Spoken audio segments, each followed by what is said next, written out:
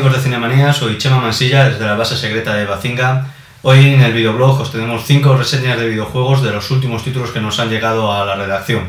Empezamos con Final Fantasy XIII-2, es un juego del que ya os hablamos hace un par de semanas y que por fin hemos podido jugar y completar, y la verdad es que es un juego que en sí nos ha gustado. Como RPG nos parece que está muy logrado, nos parece que han arreglado todos los problemas que tenía de jugabilidad la entrega anterior. Los combates son mucho más divertidos, son más dinámicos, la historia bueno, es una continuación directa del anterior Final Fantasy.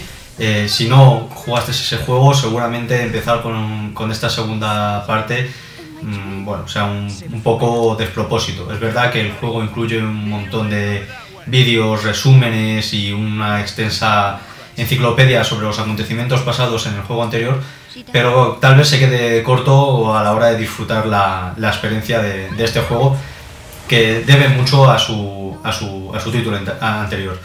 Bueno, el juego en sí se disfruta, han arreglado, Square Enix ha arreglado todos esos problemas que tenía de jugabilidad, de enormes paseos de un lado a otro para resolver problemas muy sencillos.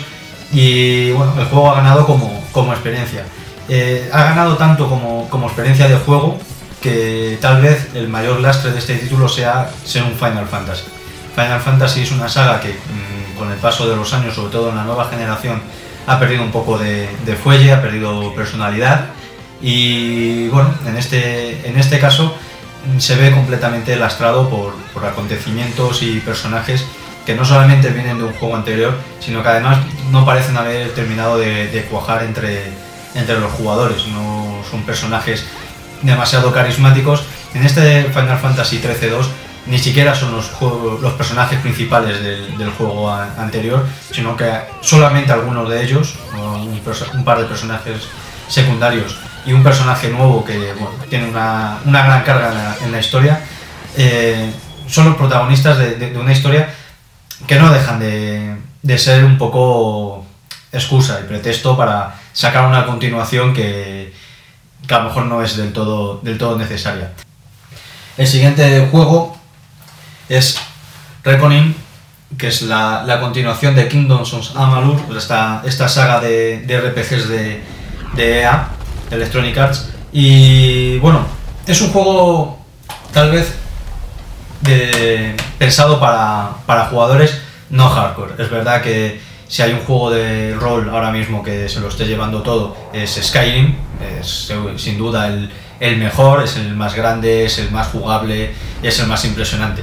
Este Reckoning tiene una estética muy similar a World of Warcraft, así que bueno, aquellos que lo conozcan y que sigan enganchados, bueno, pues reconocerán los colores, reconocerán muchos diseños de personajes, ya que este Reckoning debe mucho a esa estética. Sin embargo, Reckoning está pensado un poco para jugadores más casuales.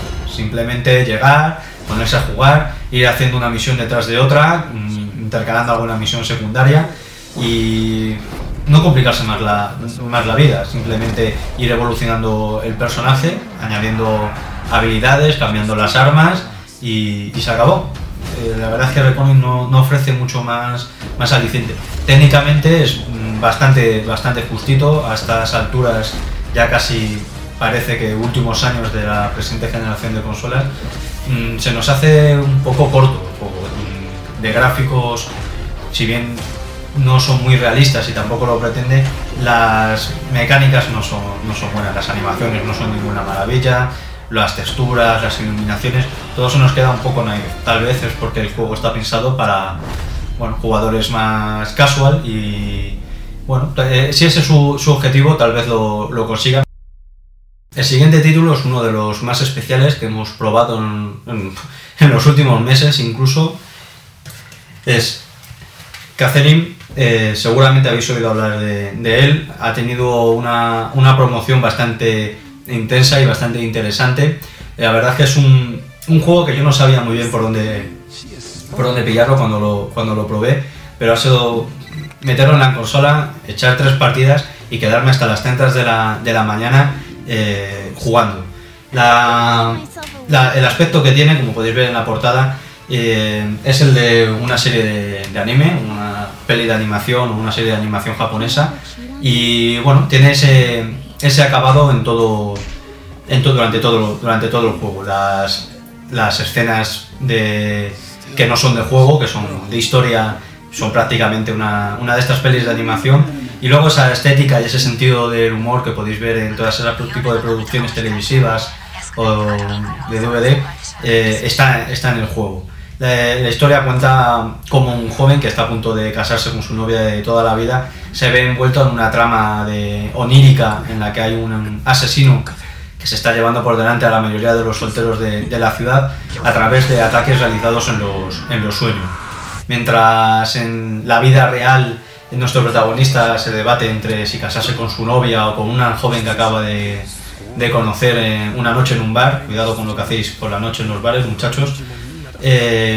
Bueno, pues mientras esa es la parte de la historia que nos va a tener con un toque de RPG, jugando con el móvil, mandando mensajes y tomando ciertas decisiones, mientras esa parte de RPG nos va a tener enganchada, la parte central del juego es un sistema de puzzles, un juego de puzzles en vista isométrica prácticamente, en la que nuestro protagonista es un joven en calzoncillos abrazado a una almohada y con dos cuernos de carnero, que ha de ir subiendo por una serie de escenarios formados por módulos, por unos cubos modulares que se pueden ir moviendo, y debe alcanzar la parte superior de cada uno de estos escenarios.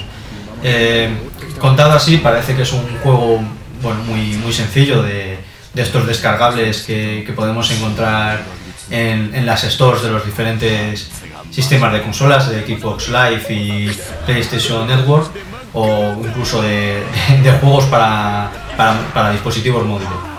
Y tal vez la premisa sea muy sencilla y tener una consola de nueva generación, una Play 3 o una Xbox con toda su potencial para este tipo de juegos nos parezca exagerado, pero la verdad es que una vez que estás jugando a este juego no te preocupas de ese tipo de historias y simplemente disfrutas este título. Es muy divertido, engancha, que es una barbaridad. El último juego que nos ha llegado esta semana a la redacción y que hemos empezado a jugar y todavía no hemos terminado, pero estamos a puntito, es la segunda parte de Darkness. Darkness es un personaje creado por la editorial Top Cow para Image, y que ya hace algunos años tuvo su primer juego, su primer pase a videoconsola, y fue uno de los primeros títulos que apareció en PlayStation 3, y la verdad es que era un shooter bastante original. No solamente tenías a tu personaje, acción en primera persona armado, sino que además el personaje, que es un joven mafioso, tiene la habilidad de utilizar el poder de las tinieblas, de Darkness, que son pues una especie de tentáculos terribles que salen en la parte superior de la pantalla y que son como una especie de Muppets del terror, dos enormes bichos que puedes utilizarlos para atacar y devastar el escenario y a los enemigos, o agarrar objetos o a los propios enemigos y lanzarlos. Y la verdad es que esa mecánica de mezcla de poderes de la oscuridad y shooter de toda la vida funcionó muy bien, y en Darkness 2 funciona todavía mejor. Los gráficos han sido mejorados, tienen un acabado cel shading para que parezca una página de cómic cada momento del juego. Si os fijáis en algunas texturas, por ejemplo en las puertas o en la cara de los personajes, veréis que tienen una especie de rayado como los que se hacen en los cómics, en el dibujo de los cómics, y la verdad es que el acabado es muy interesante. Nos ha parecido muy gracioso que haya querido imitar la estética del cómic. Los gráficos han sido muy mejorados respecto a la primera entrega, que han pasado un montón de años, y la verdad es que se ha notado la evolución, sobre todo en luces, en texturas, en animaciones. La mecánica del juego nos ha parecido muy divertida y muy sencilla. La verdad es que con 6 botones se pueden hacer una cantidad de cosas alucinantes.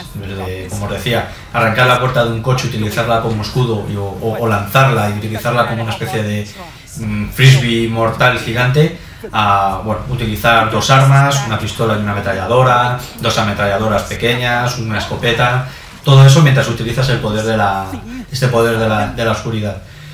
El juego es muy violento, el juego es muy grosso, como dirían por ahí.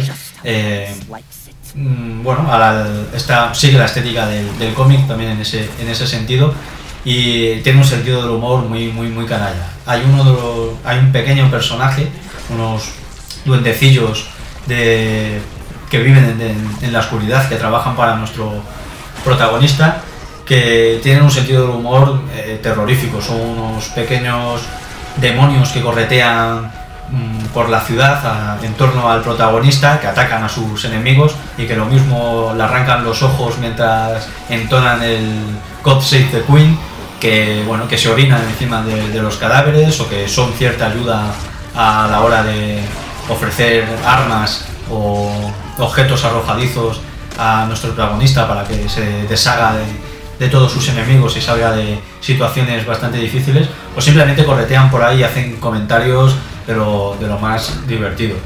Darkness 2 es un shooter muy original, es un shooter que nos ha gustado mucho y que se aleja de los típicos shooters bélicos de los que estamos acostumbrados. Si bien los cómics nunca nos gustaron demasiado, siempre nos parecían un poco más de lo mismo, una vez superada la anécdota de los 5 primeros números y el origen del protagonista. En la historia del juego es muy sólida, es una continuación del primer juego. Si lo has jugado, estupendo; si no, a lo mejor algunos detalles, algunos personajes te van a pillar un poco a contrapié, pero en cualquier caso es un juego que vais a disfrutar. Es un juego muy divertido y uno de los mejores shooters que hemos jugado últimamente. Si bien el techo técnico no es que sea el de un Modern Warfare 3 o un Battlefield, sí que es verdad que está muy bien y es muy jugable y es muy divertido, y al fin y al cabo es lo que buscamos en este tipo de juegos. Esto ha sido todo por esta semana. Un abrazo a todos, muchas gracias por la visita.